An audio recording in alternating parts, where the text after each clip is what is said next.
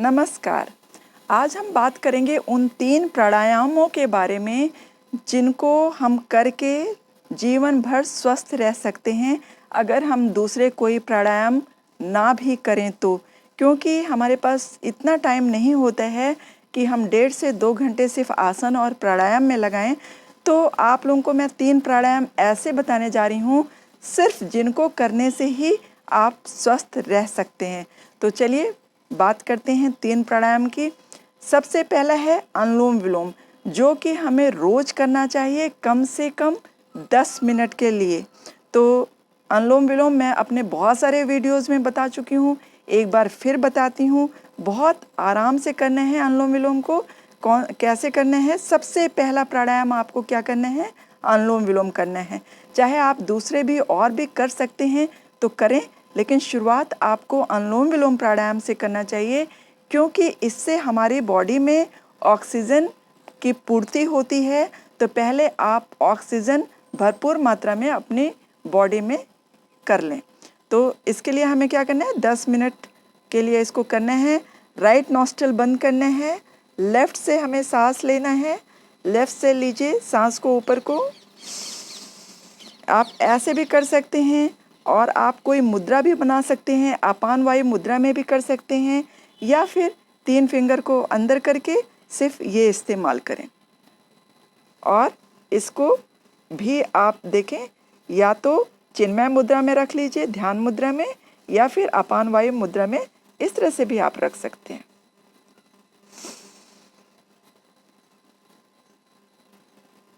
सांस लिया, होल्ड किया थोड़ा सा और फिर उसको बंद किया, छोड़ दिया।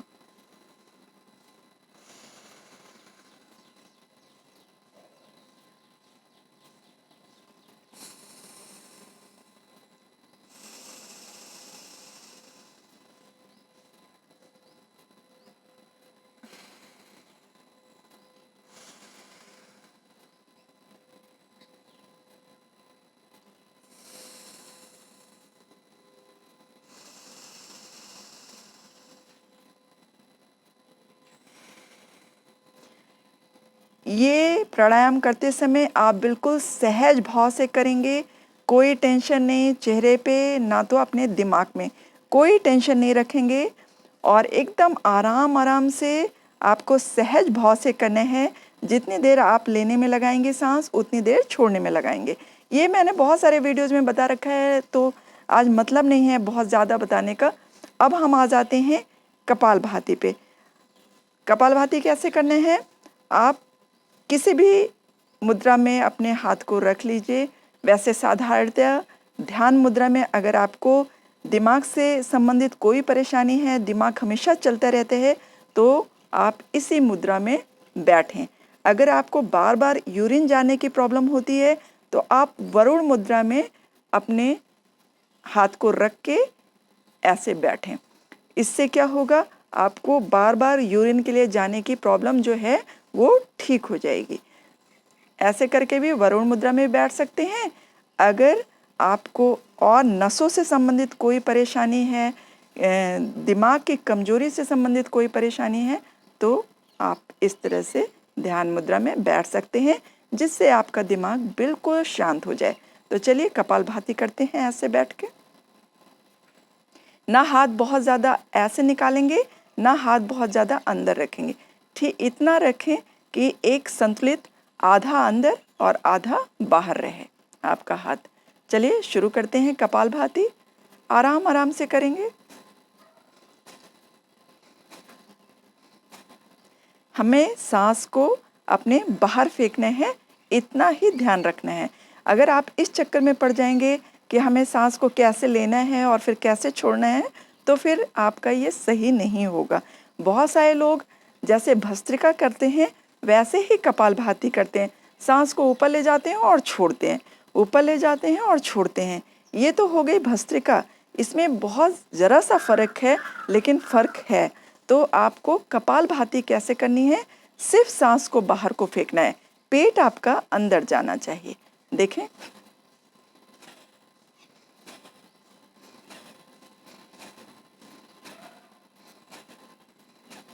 चेहरे पे एक हल्की सी मुस्कान रहेगी। कोई टेंशन वाला चेहरा बना के नहीं करना है, क्योंकि आपका चेहरा भी फिर वैसे ही बन जाएगा। अगर आप रोज़ टेंशन से भर के अपने चेहरे को ऐसे करके मेहनत से बहुत ये करेंगे ना, तो आपका फेस वैसे ही बन जाएगा। लगभग 24 घंटे आपके फेस पे वैसा ही असर रहेगा और रिंकल्स भी जल्दी पड़ जाएंगी। तो चेहरे को बिल्कुल सौम्य करके आपको कपालभाति करना है। चलिए करें। चेहरे पे हल्की सी मुस्कुराहट होने से एक फ़ायदा और भी होता है कि चेहरा बिल्कुल तनाव रहित होते हैं और आपके दिमाग में भी तनाव नहीं आता। अगर आपने थोड़ा सा भी फेस बना लिया तो आपके दिमाग में एक तनाव की स्थिति दिमाग में भी आएगी, फेस पे भी आएगी। तो शुरू कर देते हैं। पीठ बिल्कुल सीधी रहेगी। कोई भी प्राणायाम करते समय आपको ध्यान रखना है कि आपकी पीठ बिल्कुल सीधी रहे, उसको बताने की ज़रूरत ही नहीं रहे। अगर आप चेयर पे बैठ के कर रहे हैं तब भी आपको ध्यान देना है कि आपकी पीठ सीधी रहे, नहीं तो आपकी पीठ का दर्द शुरू हो जाएगा, रीढ़ की हड्डी में दर्द शुरू हो जाएगा।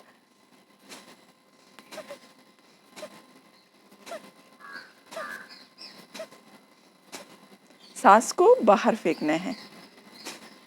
इसी क्रम में हम पहले 10 बार करेंगे।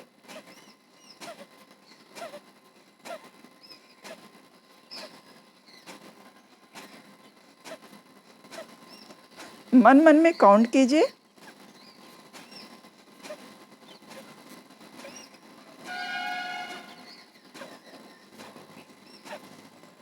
फिर एक लंबी सांस लें और लंबी सांस छोड़ें, जिससे कि जो आपको थकान हुई है सांस फेंकने से वो आपकी लेवल पे आ जाए।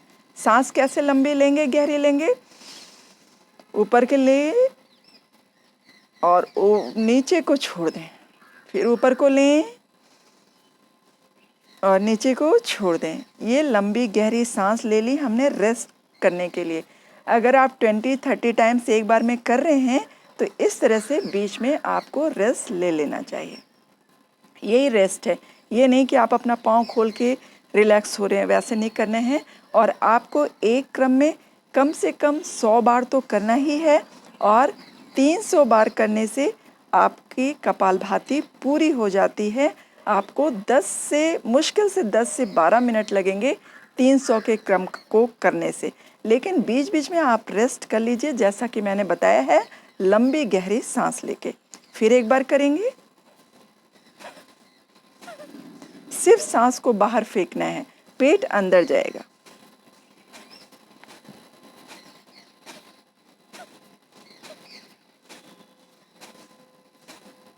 पेट अंदर जाएगा और सांस बाहर को फेंकेगी।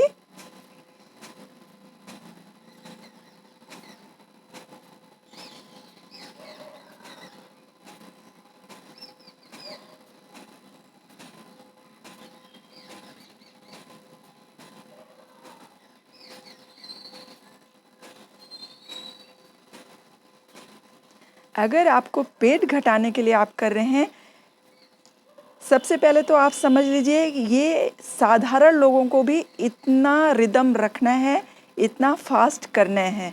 जो अपने पैनक्रियाज को एक्टिव करना चाहते हैं, जो डायबिटिक पेशेंट हैं, जिनको डायबिटीज़ की परेशानी है, वो इस लेवल पे करेंगे। जो लोग अपने पेट को भी घटाना चाहते हैं वो थोड़ा और फास्ट करेंगे पेट को घटाने के लिए। इससे पेट भी घटेगा, आपका फैट घटेगा यहाँ का।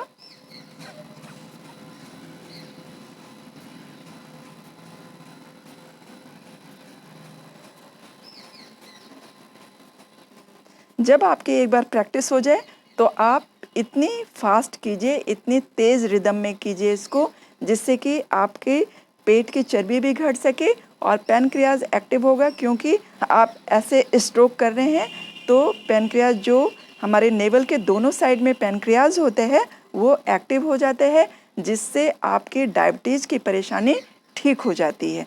तो शुगर पेशेंट इसको ज़रूर करें, और कुछ करें ना करें, अनुलोम विलोम कपालभाति रोज़ ज़रूर करेंगे। उसमें भी कपालभाति मस्ट है शुगर के पेशेंट के लिए। तो एक बार फिर से करके दिखा देती हूँ। सिर्फ सांस को बाहर फेंकना है।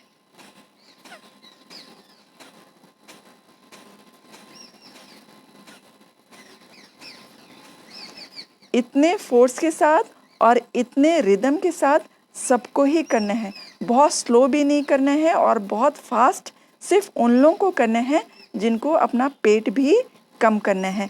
लेकिन शुरुआत तो ऐसे ही करनी है क्योंकि बहुत ज़्यादा फास्ट आपका हो भी नहीं पाएगा। तो पहले आराम आराम से, जब प्रैक्टिस हो जाए तो उसको बढ़ा दें।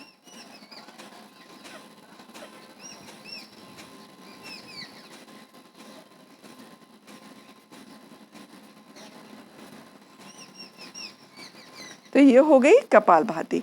अब हम तीसरा प्राणायाम कौन सा करेंगे? अभी हमने जल्दी ही बताया है आप लोगों को, भ्रामरी। भ्रामरी प्राणायाम करने से क्या होता है, सबसे पहले तो आपकी माइग्रेन जैसी प्रॉब्लम ठीक हो जाती है, जो बार बार हेडेक होते हैं वो ठीक हो जाते हैं, और उसके अलावा आपके दिमाग की कोई भी कमजोरी हो, दिमाग में क्लॉट हो रहा हो, तो वो भी ये प्राणायाम करने से ठीक हो जाते हैं, जो भौरे की आवाज़ निकाल के प्राणायाम करते हैं। कल या परसों मैंने वीडियोज़ में आपको, कल या परसों के वीडियो में आपको बताया है ऐसे वाला। आज हम ऐसे वाला कर लेते हैं। क्या करना है, 3 फिंगर से आपको आइज़ पे बंद करना है। एक हल्का सा यहाँ पे रख लीजिए नोज़ के कॉर्नर पे, और एक फोरहेड आईब्रोज के ऊपर पे रख लीजिए और शुरू कीजिए। भौरे की आवाज़ गले से निकालेंगे।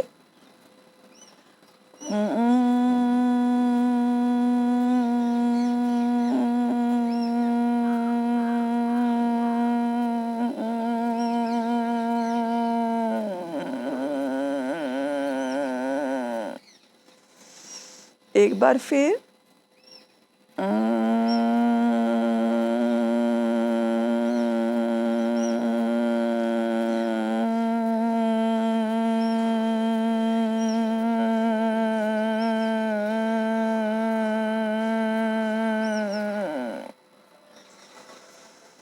सांस ले लीजिए लंबी सी, फिर एक बार।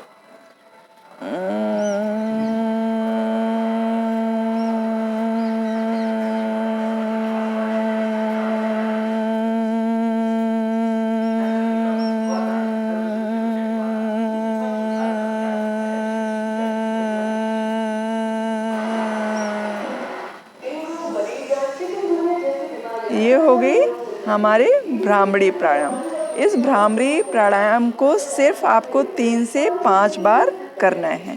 3 से 5 बार करने में ही आपकी जो कमी है शरीर की वो पूरी हो जाएगी। दिमाग की कमजोरी और किसी भी तरह के क्लॉट अगर दिमाग में है वो भी धीमे धीमे करके गलने लगता है। तो आपकी ये प्रॉब्लम बहुत जल्दी हल होने में मदद मिलेगी। आप कोई भी दवा कर रहे हैं, दवा के साथ भी आप भ्रामरी प्राणायाम या कपालभाति या अनुलोम विलोम, इन तीनों को ही किया जा सकता है, क्योंकि आप दवा खाते रहिए, साथ साथ में ये 3 प्राणायाम रोज आपको करना ही चाहिए किसी भी तरह की प्रॉब्लम में। अगर आपको कोई भी प्रॉब्लम नहीं है तब भी हमेशा स्वस्थ रहने के लिए आपको ये 3 प्राणायाम करना ही चाहिए। अनुलोम विलोम उन लोगों को जिनको बार बार ऑक्सीजन की कमी हो जाती है, जिनको बहुत एनर्जी कम महसूस होती है शरीर में, और नाक, आँख, कान से संबंधित किसी भी तरह की परेशानी है, वो लोग अनुलोम विलोम ज़रूर से ज़रूर करेंगे। हाँ, वैसे जो स्वस्थ हैं उनको 10 मिनट अनुलोम विलोम करना चाहिए रोज़, लेकिन जिनको आँख, नाक, कान की कोई प्रॉब्लम है वो कम से कम 20 मिनट करें, मतलब इसका डबल कर दें, क्योंकि आपको अपनी किसी विशेष प्रॉब्लम के लिए आप ये कर रहे हैं तो आप 20 मिनट के लिए करेंगे, जिससे कि आपकी वो प्रॉब्लम जल्दी ठीक हो जाए। इसके बाद कपालभाति, जो डायबिटिक पेशेंट हैं उनको, शुगर वालों को तो ज़रूर ही करना चाहिए। ये बहुत सारे लोग शुगर और डायबिटीज़ में फ़र्क नहीं समझ पाते, दोनों एक ही है। तो आप अपनी डायबिटीज़ ठीक करने के लिए कपालभाति कीजिए, जिससे कि पैनक्रियाज एक्टिव हो जाए। अगर कोई आप आसन नहीं कर सकते कोई बात नहीं, आप सिर्फ कपालभाति से भी अपने डायबिटीज़ को ठीक कर सकते हैं। और बाकी मैंने आपको क्या बताया है कि मेथी दाना, या तो दाना भिगा लीजिए रात में 1 चम्मच, सुबह पानी पी लीजिए उसका, और दाने को चबा चबा के खा लीजिए, या तो फिर पाउडर बना लीजिए, मेथी पाउडर 1 चम्मच खा के उसके ऊपर से हल्का गुनगुना पानी पी लें। वो भी आपकी डायबिटीज़ को ठीक करने में बहुत बड़ा रोल अदा करता है। तो आई होप कि मैंने अपनी बात बहुत सही तरीके से समझा दी है, आप लोगों को समझ में आ गया होगा। ये 3 प्राणायाम किसी भी स्वस्थ व्यक्ति को भी करना ही है, जिससे कि वो हमेशा स्वस्थ रहें। टहल के आने के बाद, मतलब वॉकिंग के बाद, वॉकिंग के लिए तो कोई अल्टरनेटिव नहीं है। आप अगर वॉक फास्ट कर सकते हैं बहुत अच्छा है, स्लो से शुरू करें, फिर ब्रिस्क वॉकिंग करें, मतलब फास्ट वॉकिंग करें, और जॉगिंग कर सकते हैं तब तो और भी अच्छा है। लेकिन जॉगिंग नहीं कर सकते हैं, वॉक ज़रूर करें 30 से 45 मिनट और 1 घंटे। इन वॉक ऐसा करेंगे तो उसके बाद आप ये 3 प्राणायाम करें। प्राणायाम में भी सबसे पहले शुरुआत करनी है अनुलोम विलोम से, दूसरे नंबर पे कपालभाति कर दीजिए, तीसरे नंबर पे भ्रामरी कर दीजिए, और बस इतना करने से ही आपकी रोज़ के लिए जो आपके शरीर को जितनी ज़रूरत है वो पूरी हो जाएगी। और अगर आप कुछ नहीं कर सकते तो कोई बात नहीं है। आप स्वस्थ रहें, मस्त रहें, अपना ध्यान रखें। Bye bye, take care.